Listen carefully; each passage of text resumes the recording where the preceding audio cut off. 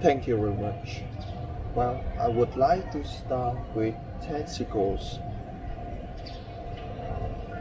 Men who sleep 5 hours a night have significantly smaller testicles than those who sleep 7 hours or more.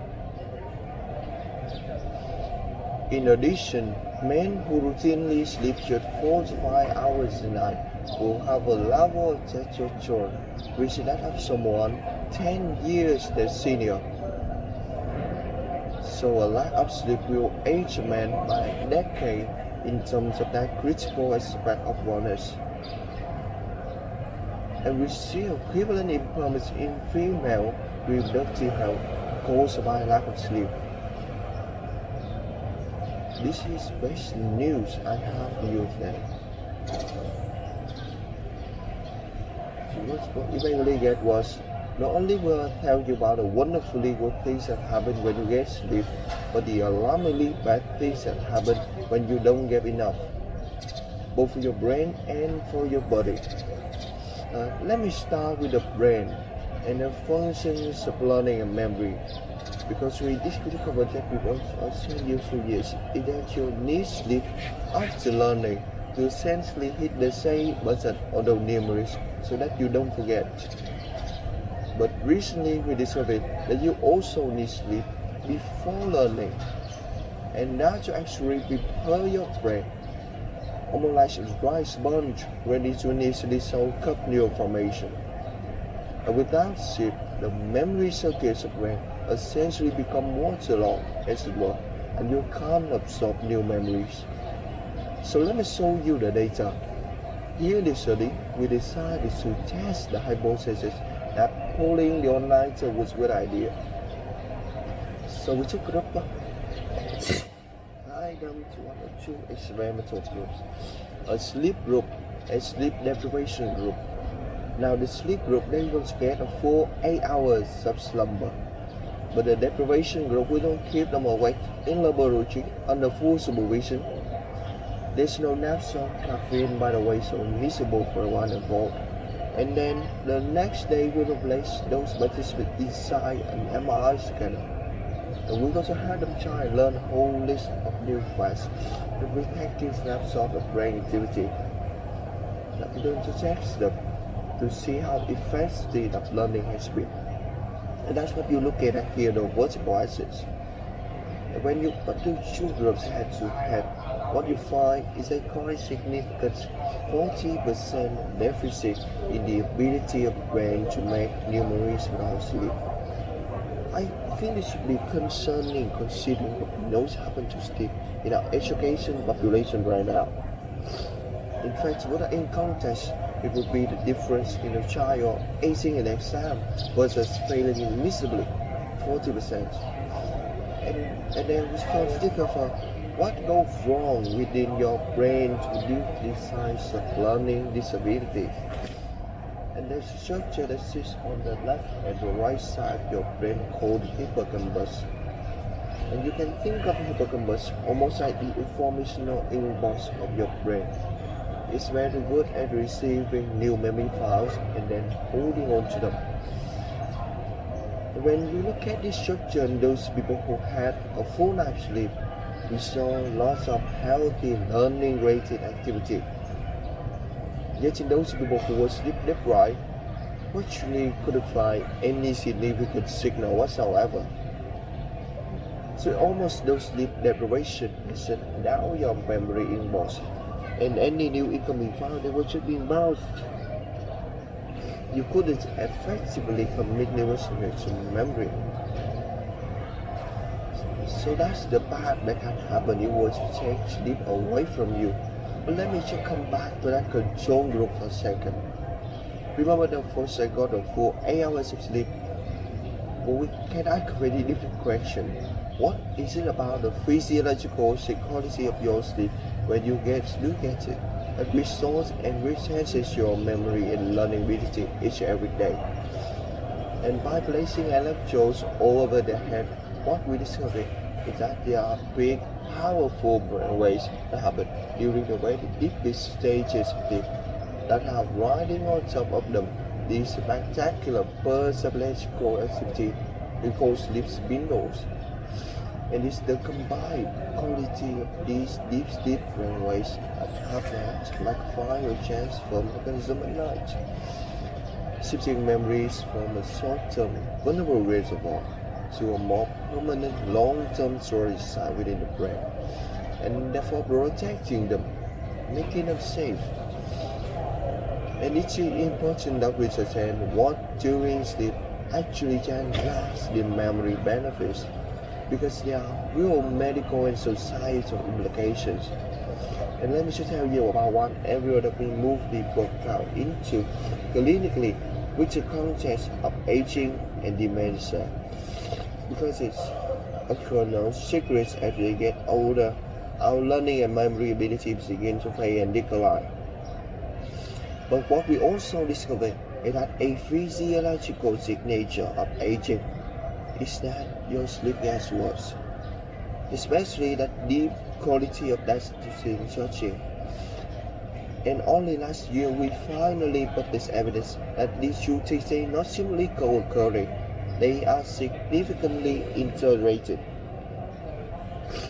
Suggest that the notion of deep sleep is an underrated factor that is contributing to cognitive decline or memory decline in aging, and most recently we discovered in Alzheimer's disease as well.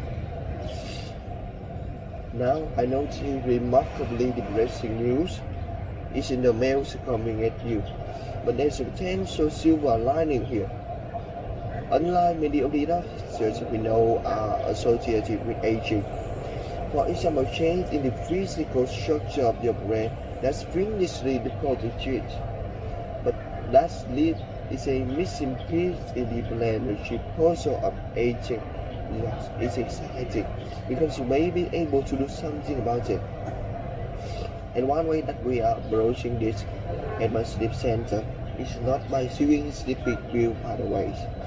Fortunately, they are blunt instruments that do not produce natural lucid sleep. Instead, we're actually developing a method based on this. It's called direct current brain stimulation. Use a small amount of voltage into your brain.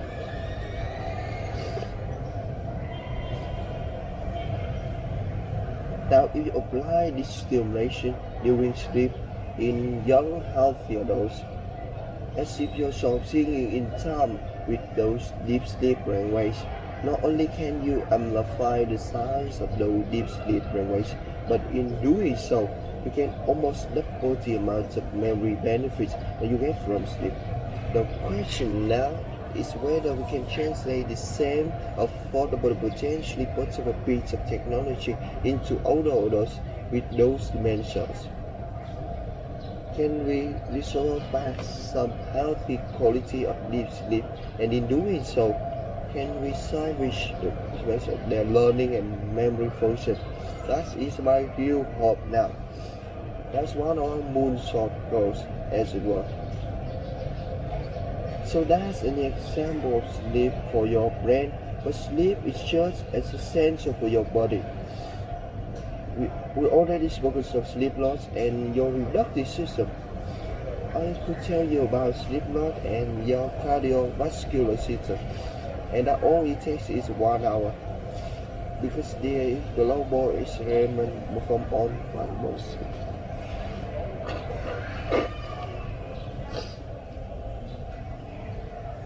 Daylight saving time. Now, in the swing when we lose 1 hour sleep, we see a subsequent 24% increase in heart attacks the following day. In the autumn, when we gain an hour's sleep, we see a 21% reduction in heart attacks. Isn't that incredible? And you see exactly the same profile for car crashes, road traffic accidents, even suicide rates. But as a deeper dive, I want to focus on this: sleep loss and your reproductive system.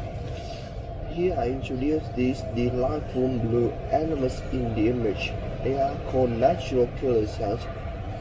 And you can think of natural killer cells almost like the secret service agents of your immune system. They are very good at identifying dangerous, unwanted elements and eliminating them. In fact, what you hear is your joy against your tumor mass. So what you wish for is a VRL set of these immune assassins at all times, and tragically that's what you don't have if you're not sleeping enough. So here in this experiment, you're not going to have your sleep deprived for entire night. You're simply going to have sleep limited to 4 hours for one single night. And if you look at the scene, what's going into reduction in immune sensitivity to suffer. And it's not small, not 10%, not 20%, there was a 30% drop in natural killer sensitivity. That's a concerning stage of immune deficiency. And you can perhaps understand why we're now finding significant links between short sleep duration and your risk for the development of numerous forms of cancer. Currently, that list can include cancer of the bowel, cancer of the prostate, and cancer of the breast. In fact, the link between a lack of sleep and cancer now so strong that the World Health Organization has classified any form of nighttime sleep work as a probable carcinogen, which says disruption of your sleep rhythms.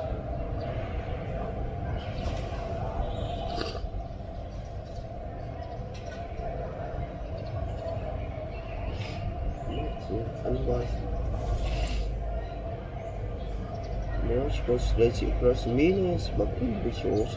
The simple truth: the shorter your sleep, the shorter your life. Short sleep predicts all cause mortality,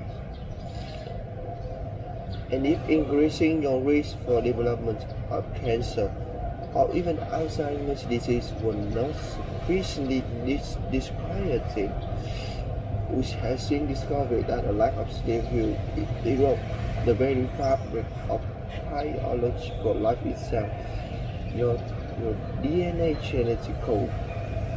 So here this study, we took a group of healthy adults and they limited them to 6 hours of sleep a night for 1 week.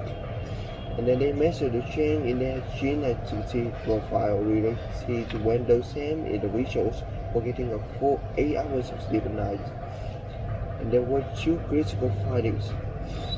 First, a sizable and significant 711 genes were distorted in their activity caused by lack of sleep.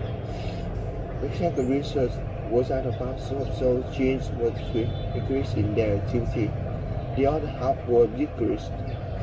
Now those genes switched out by lack of sleep were genes associated with your immune system.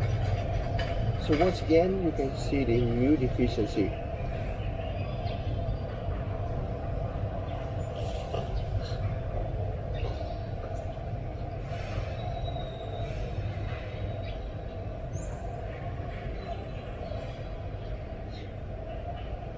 Gene associated with stress and as a consequence cardiovascular disease.